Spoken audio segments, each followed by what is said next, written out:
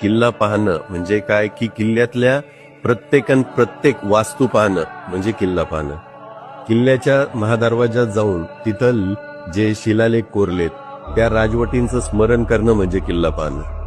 तर तिथल्या देवडींना आपले कान लावून, तिथल्या भिंतींना कान लावून त्या काळी पहारेकरी एकमेकांशी काय गुजगुष्टी बोलत असतील ते जाणून घेणं म्हणजे किल्ला पाहणं.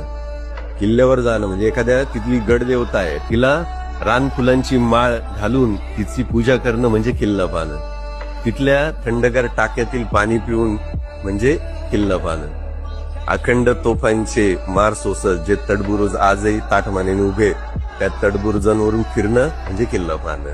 तिथल्या एखाद्या वीराच्या समाधी पुढे नतमस्तक होणं म्हणजे किल्ला पाहणं. तिथल्या चोर दरवाजातून गडाखाली उतरणं म्हणजे किल्ला पाहणं.